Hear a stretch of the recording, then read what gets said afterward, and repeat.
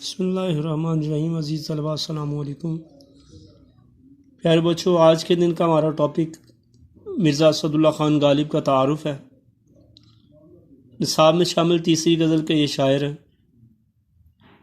مرزا اسد اللہ خان غالب 1797 میں پیدا ہوئے اور 1869 میں ان کا وصال ہوا۔ اصل نام اسد اللہ خان اور تخلص غالب تھا۔ تخلص عزیز طلبہ، تخلص کا مطلب ہوتا ہے خاص کرنا۔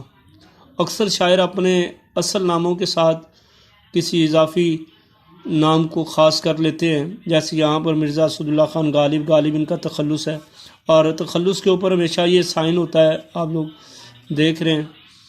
اور اسی طرح جیسے خواجہ میر درد میں اور خواجہ حیدر علی آتش میں آتش، اور اسی طرح اور بھی بہت سے شعراء نے اپنے ناموں کے ساتھ میر تقی میر میں تقی جو ہے ان کا تخلص ہے۔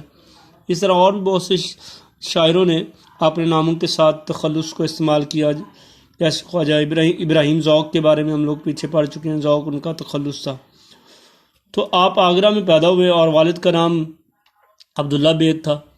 غالب کی عمر 5 برس تھی کہ ان کے والد ایک لڑائی میں مارے گئے۔ ان کے والد کے انتقال کے بعد مرزا کی پرورش ان کے چچا نصر اللہ بیگ کے سپرد ہوئی، اور وہ جو نصر اللہ بیگ جو ان کے چچا تھے وہ انگریزی فوج میں ملازم تھے، یعنی انگریز فوج کے اندر یہ ملازمت کے فرائض سر انجام دیتے رہے۔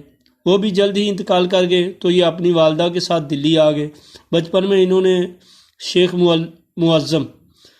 معظم سے تعلیم پائی، اور بعد میں انہوں نے عبدالصمد سے فارسی میں مہارت حاصل کی۔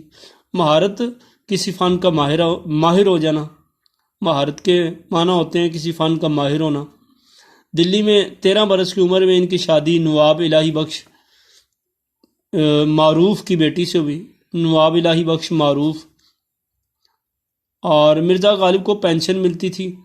پینشن عزیز طلبہ اپنے نوکری ملازمت کی تکمیل پر گورنمنٹ کی طرف سے یا کسی پرائیویٹ شعبے کی طرف سے ماہوار جو وظیفہ مقرر ہوتا ہے اسے پینشن کا نام دیا جاتا ہے، جس کے اضافے کے لیے انہوں نے کلکتے کا سفر بھی کیا، مگر اس میں اضافہ نہ ہوا، چنانچہ معاشی تنگ دستی کی وجہ سے، معاشی مطلب کاروباری تنگ دستی کی وجہ سے 1850 میں بادشاہ کی ملازمت اختیار کی، اور 1857 میں جنگ آزادی کی وجہ سے پینشن بھی بند ہوگی، یعنی 1857 کی جنگ آزادی میں مسلمانوں کو ناکامی ہوئی اور انگریز مسلمانوں پر مسلط ہوئے، اور اس میں ان کی پینشن بھی جاتی رہی اور شاہی ملازمت بھی جاتی رہی۔ نواب یوسف علی خان والی رامپور نے 100 روپیہ ماہوار وظیفہ مقرر کیا، یعنی وظیفہ مقرر کیا، پینشن مقرر کر دی ان کی، جو تا حیات انہیں ملتا رہا، تا حیات تمام عمر، مرنے سے قبل جتنی دیر بھی انہوں نے زندگی گزاری تو ان کے لیے یہ ماہوار وظیفہ یعنی 100 روپیہ ان کو ملتا رہا۔ عمر کا آخری حصہ بیماریوں میں گزرا، انہوں نے دلی میں وفات پائی اور وہیں دفن ہوئے۔ غالب نے اردو اور فارسی دونوں زبانوں میں شاعری کی۔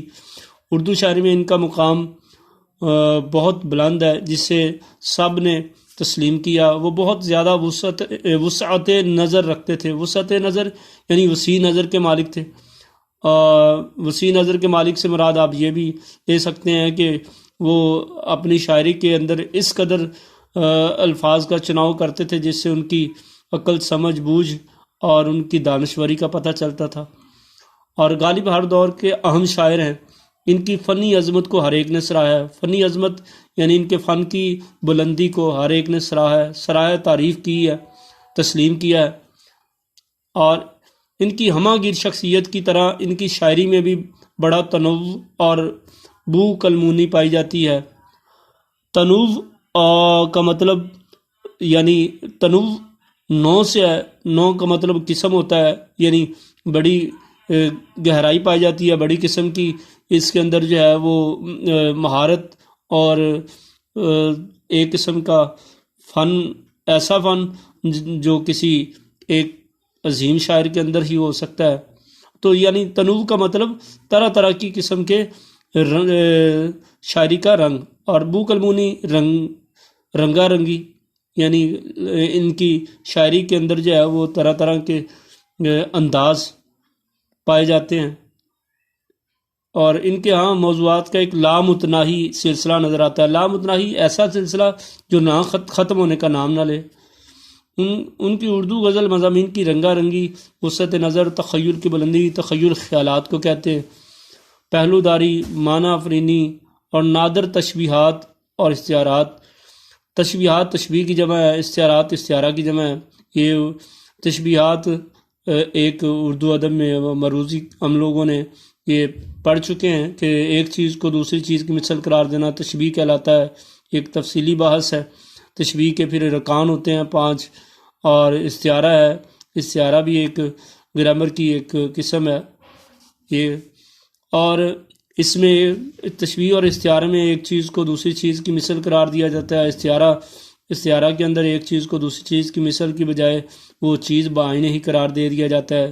تشبیہ کی مثال آپ کچھ اس طرح لے سکتے ہیں، جیسے کوئی کہے کہ میرا بیٹا شیر کی طرح بہادر ہے، اور استعارہ کی مثال اس طرح لے سکتے ہیں کہ میرا بیٹا شیر ہے۔ یعنی تشبیہ کے اندر ایک چیز کو دوسری چیز کی مثل قرار دیا جاتا ہے، جبکہ استعارہ میں وہ چیز ہی قرار دے دیا جاتا ہے۔ بہرحال یہ ایک تفصیلی بحث ہے، اور نئے نئے الفاظ و تراکیب، طنز و ظرافت یعنی ہنسی مذاق، آفاقیت اور جدت ادا کی بدولت بہت اعلیٰ پائے کی ہے۔ جدت ادا کرنے کا نیا پن، نیا انداز، جدت کا مطلب انداز، نیا انداز، طریقہ، طور، ان خصوصیات کی بدولت انہیں اردو شاعروں کی صف اولین میں ممتاز جگہ ملی۔